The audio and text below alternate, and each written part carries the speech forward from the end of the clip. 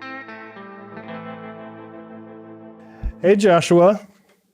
Hey, Hey, how's it going? hold on a second. I was just watching and there was a delay on what I was watching. So this is a little, All okay, good. now I can see you. Hi. Welcome to Hi. future.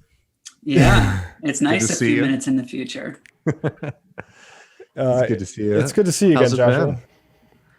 been? Overall, I've been good. I woke up today really, really sore. If I don't stretch every day, I can't function, and I haven't been stretching, and I'm feeling it. Are you Really familiar gotta with get back on that. Are you familiar with Tabata, Joshua? Mm-mm. It's a type of exercise. People are probably gonna make fun of this because I think it might code feminine, but I've been doing it with my girlfriend, and it's this like exercise where you go on your yoga mat, but you're doing, frankly, a lot of drills that I did before football practice, Mm. and Like how you remasculinized it. exactly, yes, I'm You really wanted to reclaiming give some context. it. It's called Tabata. Tabata, yeah. Like watching it on a screen, it feels very like Fallout, like we're in some sort of bunker doing exercise indoors. But we've been starting to do that during the pandemic, and that's anyway. I just felt like inserting that. I was curious if you. That's been my. I'm not a flexible person, and Mm. I'm actually been starting to get a little bit more flexible after a yoga mat Very purchase. nice. So, yeah. So Nice.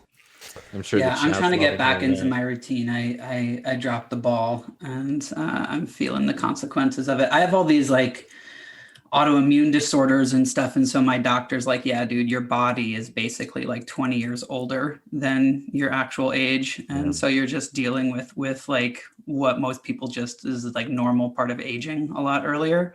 So I Ouch. get more practice, but I'm just like, wow. Yeah. So, left reckoners who were familiar with David and I's work on TMBS will know who Joshua is. But Joshua, for new viewers, just introduce yourself briefly. You're still at Wildfire Project, I assume, right?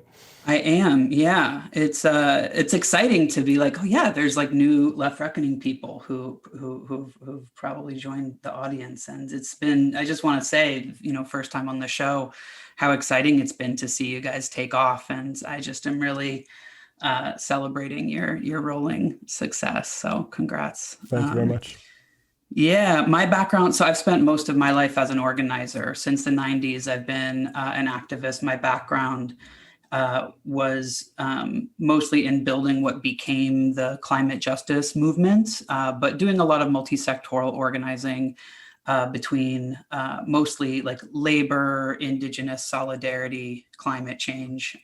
So intersection of racial and economic justice. But right now, I'm the executive director of an organization called the Wildfire Project that it does a mixture of like, there's different ways to describe what we do. We train organizations to be more strategic, but part of what we realized early on is that a lot of what holds left-wing organizations back isn't having like the right strategy rubric. It's their own internal culture that the left is, the culture of left activism is super toxic and we get in our own way a lot. And a lot of it's shaped by trauma. And so we help groups kind of get out of their own way to keep their eyes on the prize to build real power. And what the work has taught me over the last 20 years is how much the conversation around mental health is deeply connected to being strategic and building viable organizations that can win, because otherwise people get stuck in like a culture of powerlessness that fetishizes powerlessness, and I think that's connected to trauma. We can talk more about that later, but that's a little bit of where I'm coming from. Yeah, yeah. And yeah. Yeah, we wanted to talk about that particularly as it dawns that Biden is going to be a little bit inactive, that a lot of people's efforts aren't going to turn Biden into, the PRO-Act passage. Well, look, there's still hope. I don't want to, foreclose all hope, but let's get to some actual victories Yeah. first. David and I were talking. There's Line 3 now, Minnesota, also Canada, and there's the Dakota Access Pipeline. There's the Keystone XL pipeline, and it's tough to keep a lot of these pipelines separate. But personify Keystone XL and why particularly the activists that you were part of were able to kill it. Yeah, it's really exciting that it's finally dead. We've been fighting this. We It call feels it the like a zombie zombie pipeline. Yeah, sometimes, exactly. you know? Exactly. I I feel just like this wanna- been killed a few times. Yeah, I It's just want to like bring up. whack-a-mole. Yeah, I just want to bring up Dakota Access Pipeline one more time, just to say that the way they call that the Black Snake, and like how it sort of went into sort of their lore, is just an amazing metaphor, because it's what these things feel like, right? These giant, and you look at them being put in when you like drive past them, and just across the entire map, these things. Yeah. It's hard to understate the scale of this. Like, I mean, it's the Keystone XL pipeline that was proposed was going to be 1,500 miles of pipeline from Alberta, Canada to the Gulf Coast, right? And it was going to move 800,000 barrels of crude oil a day. And this is oil that comes from what's known as the tar sands. And so it's not just like, you drill an oil well and suck the oil out of the ground. It's locked into this stuff called bitumen. It requires like 4 times as much water, and you have to burn natural gas just in order to extract it. You have to destroy intact rainforest, temperate rainforests up in Canada, but you also have to violate all kinds of Indigenous treaty rights. And so this pipeline, we talked about it as like the fuse to the largest carbon bomb on the planet, which is the Alberta tar sands, the oil sands up there. But these other pipelines, they're other fuses, right? And so, so 11 years ago, we were part of several groups that built a coalition to stop this pipeline that at the time, just to put it in context, because this was before, what's now called the climate justice movement was a fledgling movement, right? And we were the first campaign, we were the first public pressure, national pressure campaign to target Obama from the left. And so it's hard to understate how controversial that was. We basically were like, we can organize Obama's own base against him on this issue, because we were like, his base is either already, so this is 11 years ago now. We made a gamble that his base would be disaffected enough that they could be mobilized. But also, all of the DC insiders at the time basically said this thing is a done deal. All the permits are, stamped and it's signed. And we were, really led by and inspired First Nations groups on both sides of the border who had been fighting this pipeline for years. And we built a broad-based coalition, and it included groups like Indigenous Environmental Network. It included ranchers. It included farmers. The most fun alliance ended up being called the CIA, the Cowboy Indian Alliance. Oh, yeah. And it was this super grassroots, scrappy group of ranchers and Native people coming together about their common material interest, which is not having their aquifer be poisoned and their land seized by eminent domain. And then, in terms of, the larger solidarity that came outside of the pipeline range was teachers, students, environmentalists, faith leaders. Some unions got on board. There are also, the story with labor is really interesting. And we could do a whole episode on the lessons about the various kinds of successes and failures between collaborations with labor and in the environment. But in general, it was an 11-year haul, and it was a direct action campaign. So, we were doing national level civil disobedience to drive the national narrative. There were land occupations along the pipeline route. There was also a legislative campaign taking it to the courts. There were legal filings by tribes. There was the legal, angle was both around Indigenous treaty rights as well as environmental protections. It was sort of going after it on all levels. And this is a multi-billion-dollar pipeline. Over the last decade, we cost the company, which used to be called TransCanada, now it's called TC Energy. All these companies, to just give a sense of like the long haul nature of these climate fights, most of our campaigns against oil companies, the oil companies themselves change their names 2 or 3 times before we win the campaign. And so, we ended up costing them over, $15 billion.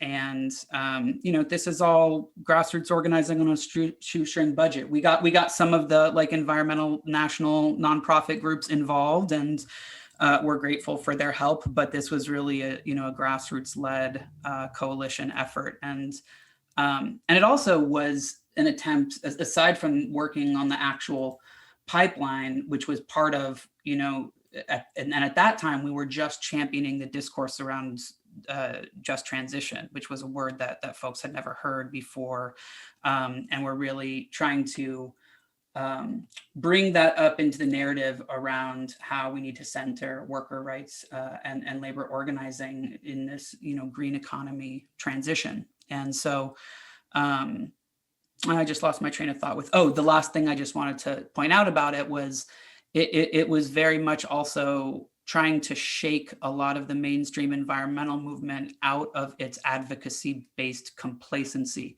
And so when I said, like, everyone in the DC Beltway said this was a done deal and a lost cause and we shouldn't go after this pipeline, I both mean the politicos, but I also mean all of the establishment environmental organizations. And we built the coalition by leading with action. And there were lots of, and in particular, a lot of, there was, I think at the time, a lot of people who were feeling some despair about the climate crisis, and being told to recycle more and take shorter showers was not speaking to their sense of the scale of what was going on.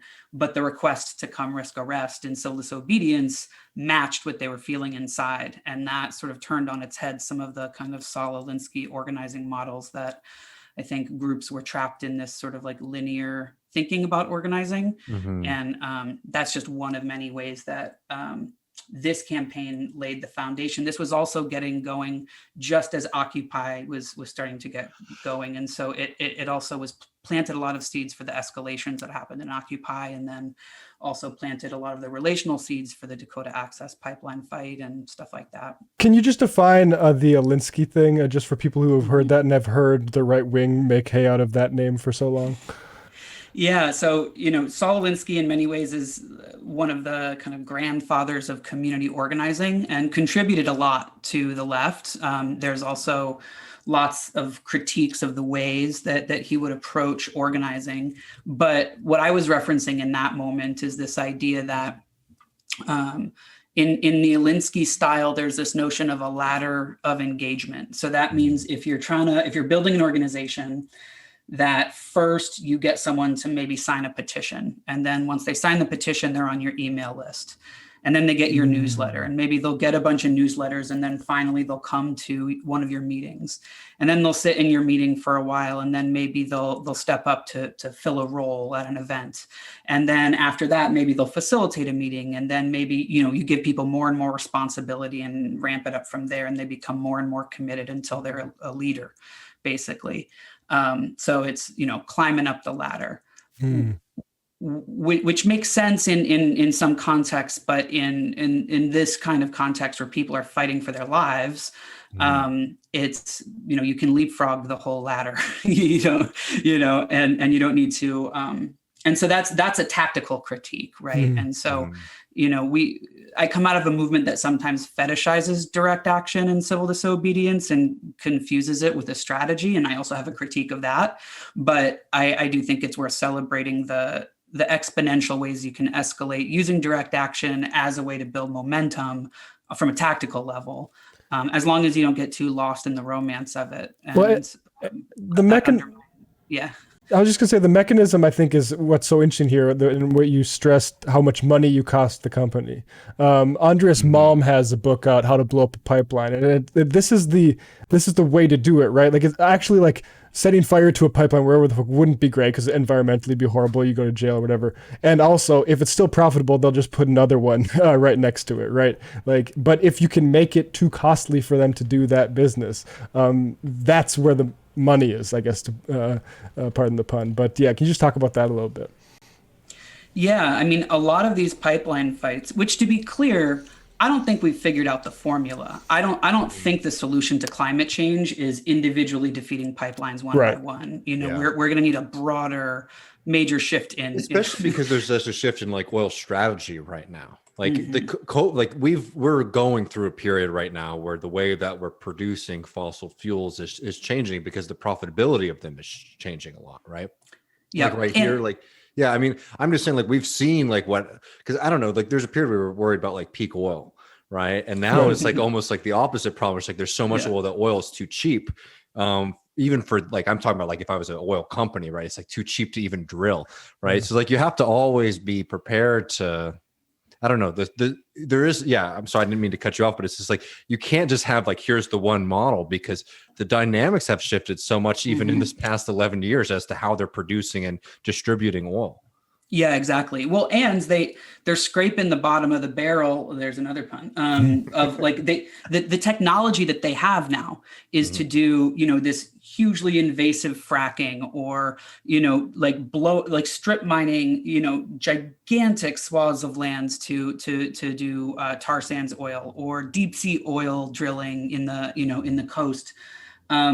This is all fossil fuels that previously didn't feel there was a cost burden, and now the technology is there that they can extract it a lot cheaper. And so under the current conditions, making it too costly for them to operate is a grassroots strategy that you can affect regardless of the balance of forces in government. And so a lot of these successful pipeline fights, including Keystone XL, like I said, so there's like a legal aspect of it, there's an advocacy aspect of it, there's the kind of direct action that is about basically publicity. It's like you do a dramatic action to get media and change the narrative. And then there's the kind of direct action that is material, that you're actually having an economic consequence to the company. And then there's also the kind of divestment approaches of going after the sources of funding, which is, pressuring the banks that fund these projects, that once you change the public narrative about the projects, you make them controversial, right? Then the banks don't want to be associated with them, right? Because it's basically, and so then you can pressure the banks through direct action for them to change their funding portfolio. And that's what's happening. So right now, in, for example, the Line 3 fight, just this week, 2,000 water protectors arrived in northern Minnesota. And that's following a similar pathway where the primary strategy is around Native American treaty violations.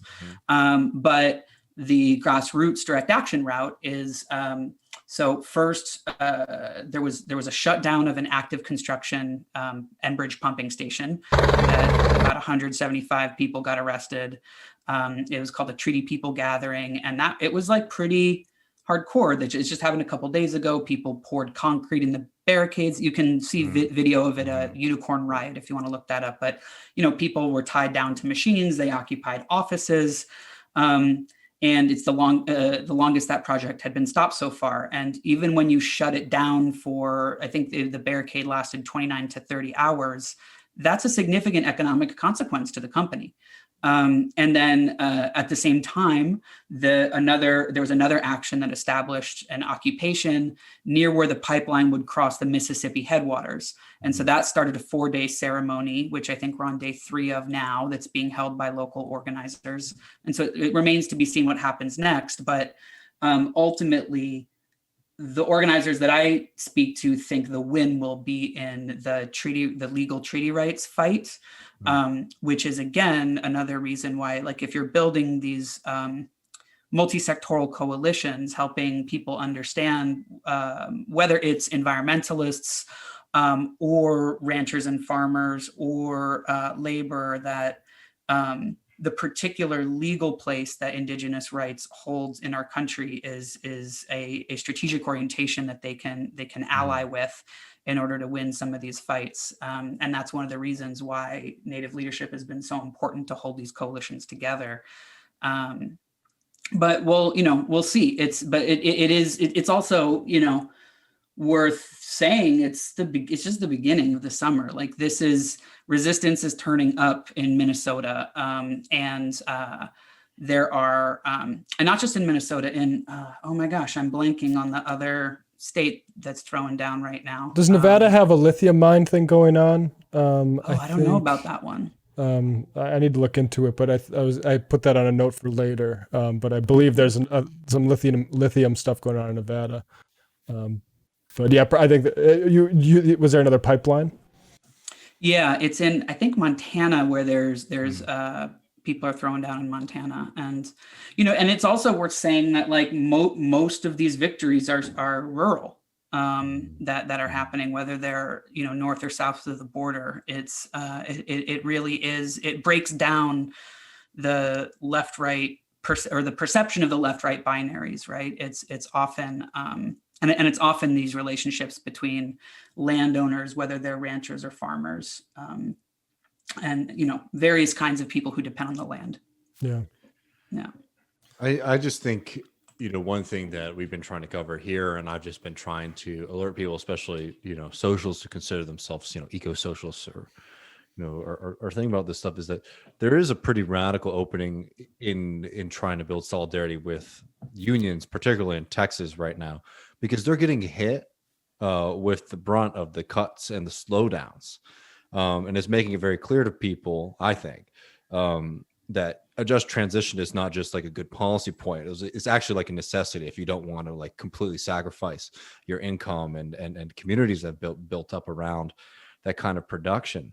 So I think it's really important too, as we're starting to build, to like have, in the same way that I love the coalition between the CIA, the Cowboys and Indians Alliance, is to understand that there are always entry points and there are always ways that we could build stronger coalitions against these forces, because the people who really, really, really benefit from that are a pretty small part of the population, right? Mm-hmm. I mean, like the people who think most of us aren't, we don't come from oil families, right? Like we have a lot of opportunities, even in ways that some people might not typically consider.